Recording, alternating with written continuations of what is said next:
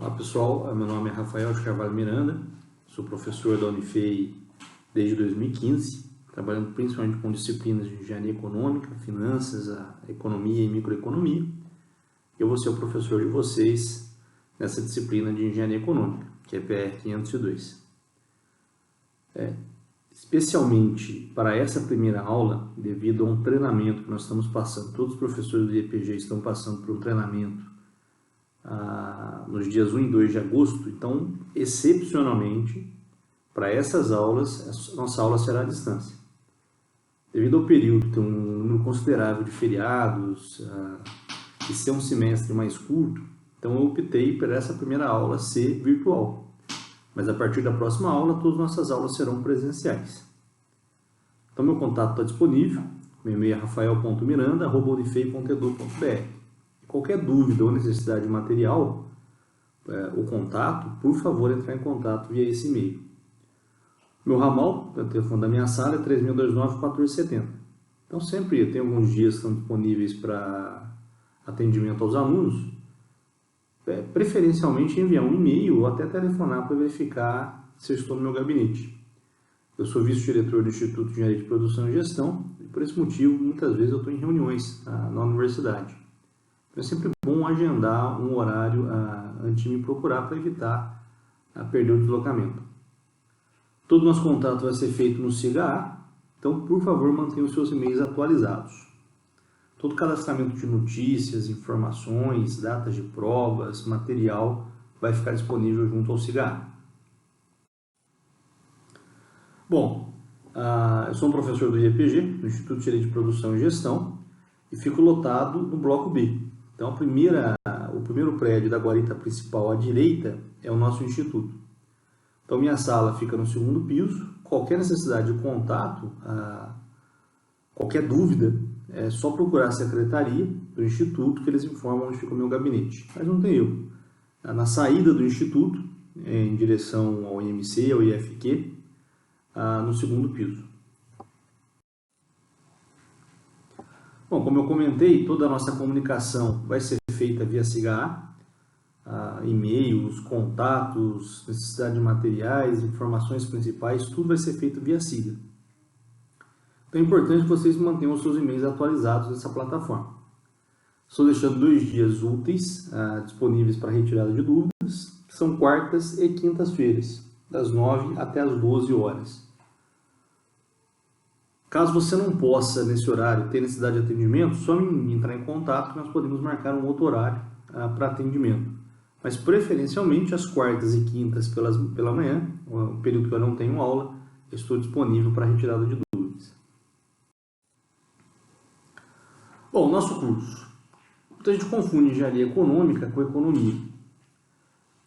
Apesar do nome dessa mescla de engenharia e economia, a nossa disciplina é baseada em matemática financeira. Então, é aplicações da matemática para tomada de decisão, principalmente no campo financeiro. Então, nós não vamos muito para o lado da economia, aquela aula mais teórica, que vai abordar a micro, macro, a teoria do crescimento. Não é o nosso foco. Nosso foco é a análise de investimentos. Essa disciplina tem que capacitar vocês, ao final dela, a conseguir tomar uma decisão do ponto de vista econômico. A primeira decisão que você toma é se um determinado problema, se essa solução funciona ou não. Uma decisão técnica que o seu ramo da engenharia vai te capacitar a tomar essa decisão.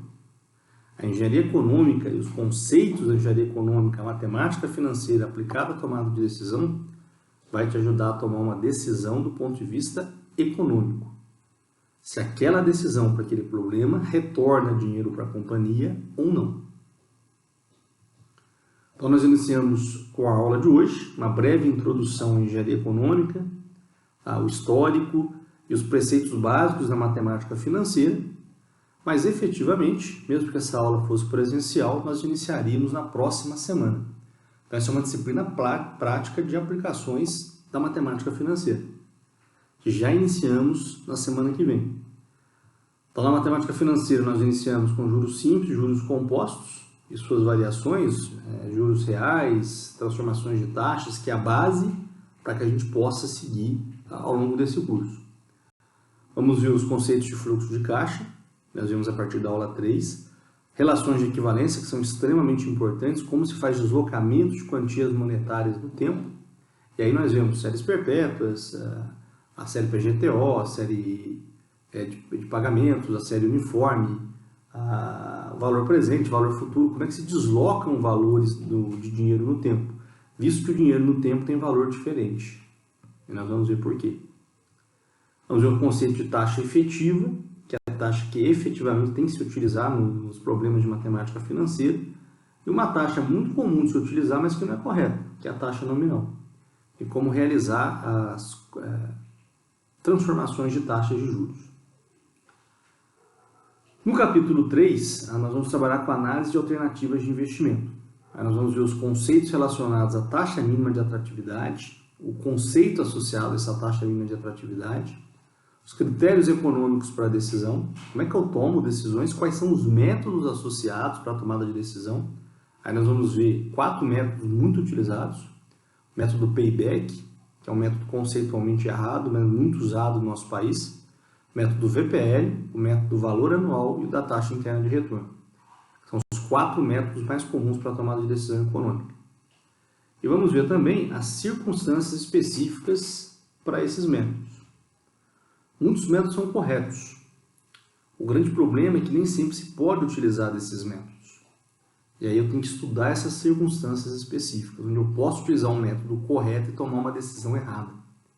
Se eu faço isso, eu estou afastando a minha empresa do seu objetivo maior, que é ser rentável, que é ter lucro.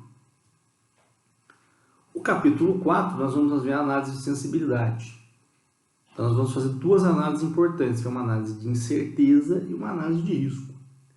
Quantificando a probabilidade na análise de risco de um determinado projeto dar certo ou não. Na análise de incerteza, eu não tenho o mesmo poder da análise de risco, mas eu consigo, por exemplo, identificar quais são os pontos mais importantes da minha tomada de decisão. E por fim, no capítulo 5, nós vemos a avaliação de projetos e negócios. Aí nós vamos para o mundo real. Nós vamos estudar dentro dos preceitos aceitos da contabilidade do nosso país, os conceitos de depreciação, o conceito do imposto de renda, de impostos proporcionais que também acabam atingindo o fluxo de caixa de um empreendimento, e a possibilidade de se financiar parte do investimento que é realizado em um determinado projeto. Do capítulo 1 até o capítulo 3 vai corresponder ao nosso primeiro bimestre. Então, nossa primeira avaliação vai até a análise de alternativas de investimento. Os capítulos 4 e capítulo 5 compreendem o nosso segundo bimestre, onde nós utilizamos todo o conceito visto anteriormente, mas nós incrementamos com a questão da contabilidade nacional, a questão dos impostos, o que é aceito pela Receita Federal. Então, tudo que se prevê na contabilidade do nosso país é trabalhado nesse último item. Bom, a bibliografia desse curso é bastante ampla. São livros bastante interessantes, alguns disponíveis na biblioteca, como, por exemplo, o excelente livro do Samanese, Engenharia Econômica da Pearson, um livro de 2009. Se vocês forem ver, qualquer um desses livros, do Hirschfeld, Gitman, Casaroto Filho, são livros que não são tão grandes como um livro de economia, por exemplo. Você vai ter um livro de economia básico, na casa de 200, 300 páginas. Então, toda a teoria que nós temos que ver, ela não é tão complexa. Mas para o nosso caso, apesar de termos excelentes livros, que eu recomendo a leitura desses livros, principalmente do Samanese, que é um livro muito bom de engenharia econômica e tem exercícios, tem a questão prática, nós vamos utilizar a apostila, que já está disponível na primeira aula, no SIGA, do professor Edson Pamplona e do professor Zé Arnaldo Montevecchi. Então, todo o conceito que vai ser desenvolvido nas nossas aulas está disponível nessa apostila, que já está disponível para vocês na aula 1. Então, eu peço que baixem essa apostila, que nós vamos utilizá-la, mas não tem necessidade de imprimir. Nós vamos ter aula no laboratório, no LCIA, e vai ter um computador. Nós temos 30 máquinas, então os alunos trabalham em dupla nessas máquinas. É possível também que você traga o seu notebook para a aula, Mas caso seja necessário consultar essa apostila, você pode utilizar uma versão online. Bom, com relação às avaliações e à programação das nossas aulas. Com relação às nossas avaliações, a nossa primeira prova, que é uma prova presencial feita em sala de aula, ficará no dia 27 de setembro de 2019, com um valor de 80% do bimestre, então valendo 8 pontos. E uma atividade avaliativa feita no SIGA-A, essa é uma atividade que é realizada à distância, no dia 6 de setembro de 2019. Então, nesse dia, no dia 6, nós não teremos aulas presenciais. Vocês vão realizar, essa atividade fica disponível de 7 da manhã até meia-noite, preferencialmente que você realize isso durante o período da aula, mas você tem total liberdade de executar ela no horário que você achar melhor. Então, no dia 6 de setembro vai ser uma aula que é feita à distância com uma atividade avaliativa no SIGA-A. Então, mais próximo dessa atividade, eu vou comunicar aos senhores como vai ser executada essa atividade, quanto tempo vocês vão ter, o que vai ser cobrado. Então, isso vai ter um valor de 20% da nota. A nossa segunda prova, feita no dia 29 de novembro, que é a nossa última semana de aula, na 16ª semana, com um total ali de 80% do valor do bimestre, então 8 pontos. E uma atividade avaliativa na véspera dessa semana, que é na semana do dia 22 de novembro de 2019, com um valor de 20%. Também é uma atividade feita à distância no SIGA-A. E a nossa prova substitutiva, no dia 6 de dezembro de 2019, que é uma sexta-feira, no mesmo horário de nossa aula. Com relação à programação das aulas, elas vão de hoje, dia 2 de agosto, até o dia 29 de novembro. Então, nós temos exatas 16 semanas de aulas, totalizando ali 48 horas aula. E toda a programação ficará disponível no SIGA-A. Durante esse período, que contempla 18 semanas, 2 semanas nós não teremos aulas. Que é a semana do dia 10 de 19, 18 de outubro, em que eu estarei no congresso, e no dia 15 de novembro, que é um feriado. Com relação à metodologia do curso, então sempre as aulas serão expositivas, seguidas de exercícios. Os primeiros exercícios eu realizo com vocês, e vocês terão exercícios para serem realizados como complementação dessas atividades no SIGA-A. Então toda aula tem uma lista de exercícios. Essa lista não precisa me entregar, é uma lista para vocês executarem em casa e depois, obviamente, retirarem dúvidas caso tenham. Existem exercícios também na apostila que nós vamos utilizar e em livros. Então, qualquer livro de engenharia econômica da nossa bibliografia, ele traz teoria e prática. Então, além da lista de exercícios que vai estar disponível para vocês, qualquer um desses livros traz também uma lista de exercícios que pode ser executada. Nosso curso de engenharia econômica vai ser dado basicamente com a utilização do Excel. Então, nós não utilizaremos a calculadora financeira, HP 12C, nós vamos utilizar as planilhas eletrônicas do Excel para realizar, porque tudo já está programado ali. Como eu disse, as aulas são ministradas no LCIA, a partir da próxima semana nós já estaremos em sala de aula, e nesse laboratório nós temos 30 máquinas. Então, os alunos que desejarem, são 60 lugares, podem trabalhar em conjunto com os colegas ou podem levar um notebook. Vamos ter também trabalhos individuais. Nós temos 2 trabalhos individuais no SIGA-A, que correspondem a 20% da nota. A presença vai ser controlada em todas as aulas. Pela norma de graduação, esse controle deve ser feito em todas as aulas e será feito. As presenças e ausências serão computadas no dia e no mesmo dia já vão ser lançados no SIGA-A. E o controle fica a cargo de vocês, uma vez que isso já vai estar disponível no SIGA-A, suas presenças e suas ausências. E solicito que não utilizem os celulares durante as aulas. Basicamente, o que nós vamos precisar? A apostila de engenharia econômica, porém, os slides das aulas sempre vão estar disponíveis com antecedência, com alguns dias de antecedência já vão estar no SIGA-A. Então não tem necessidade de imprimir a apostila ou imprimir os slides que vão ser utilizados. Para os colegas, ou para aqueles que desejarem, eu solicito que levem um note, principalmente a partir do capítulo 3, nós vamos utilizar muito a planilha eletrônica, utilizar o Excel. Aqueles que desejarem podem também levar a calculadora HP12C, uma calculadora padrão para cálculos mais simples. E é sempre bom ter um caderno. Principalmente a partir do capítulo 3, nós vamos trabalhar muito com fluxo de caixa. E representar esse fluxo de caixa facilita muito o entendimento de problemas de engenharia econômica.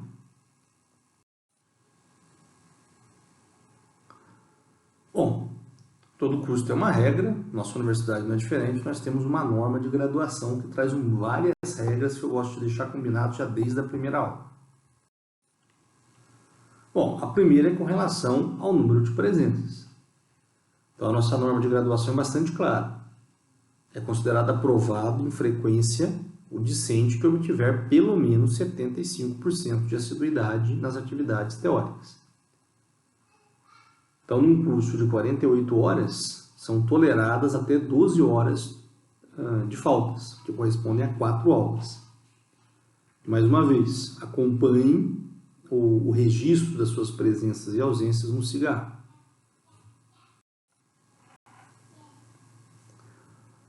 Provavelmente, eu devo passar listas durante as aulas, são 60 alunos, são vários alunos, uma chamada presencial leva bastante tempo. Então, já deixo claro, é muito comum a falsificação de documentos ou assinatura por colegas, mas a nossa norma de graduação traz muito claro. Falsificar documento ou emitir um falso testemunho em documento oficial, como é uma lista de presença, ou usar de pessoas ou meio ilícito para oferir frequência, é passível de algumas penalidades. Então, vamos evitar as falsificações da lista de presença. Bom, das vistas de prova. A norma fala que é preciso solicitar a secretaria acadêmica, que vai ter o professor ter um prazo para emitir a vista de prova. No meu caso é bastante tranquilo. Eu dou a prova, faço a correção, o aluno tem que tirar na nota final mais que 6, e com frequência mínima, senão ele tem direito a fazer a substitutiva. Mas sempre que eu der uma prova, logo na próxima semana, eu já vou estabelecer a data da revisão. Então, provavelmente já na próxima semana, após a prova, já vou marcar uma revisão que é feita fora do horário de aula, individualmente, no meu gabinete, para não atrapalhar o ritmo das aulas. E essa revisão é marcada com todos os alunos com antecedência, de modo que todos possam ter a possibilidade de realizar a revisão de sua prova. No caso da substitutiva, é facultado ao professor utilizar um instrumento único de avaliação. E como é uma disciplina que é cumulativa, a nossa substitutiva lá em dezembro corresponde a toda a matéria do curso. Não há como se cobrar o último capítulo sem que se saiba do segundo, do terceiro e do quarto. Infelizmente, não há mecanismo de reposição da prova substitutiva. Em relação ao abono de faltas, é previsto por lei abono de faltas para alunos em serviço militar e alunos em representação no CONAS, que é o Conselho Nacional de Avaliação do Ensino Superior. Para esses casos, os alunos têm direito a abono automático de faltas. Existe um tratamento excepcional na lei nos casos de tratamento de saúde e discente em estado de gestação. Então, eu peço aos alunos que têm um atestado médico, que têm algum tipo de problema, que sempre me procurem na aula seguinte, de modo que se evite passar muito tempo sem que se tenha com falta no sistema, sem que você tenha algum tipo de abono. É permitido reposição de atividade avaliativa nos seguintes casos. Então, se você perdeu uma atividade avaliativa, se você se enquadrar nesses 3 casos, você recebe o abono da sua ausência na atividade avaliativa. Então, você tem direito a fazer uma nova atividade avaliativa. Então, participação em eventos acadêmicos, representando a nossa universidade, falecimento de algum parente próximo ou participação de estudantes atletas representando a Unifei. Então, esses 3 itens, segundo a norma, não abonam falta, a frequência, mas te fazem ter direito a ter uma nova aplicação de uma atividade avaliativa que você tenha perdido. Então, se aconteceu algum problema desse tipo, se enquadrar nesses casos, é só me procurar, com o comprovante, obviamente, que você terá direito a uma nova atividade avaliativa. E, obviamente, o aluno, as nossas provas são eletrônicas, são feitas no computador. Então, o aluno, infelizmente, for recorrer a meios fraudulentos para alugar algum tipo de aprovação em qualquer atividade avaliativa, ele será reprovado com nota 0 na nossa disciplina.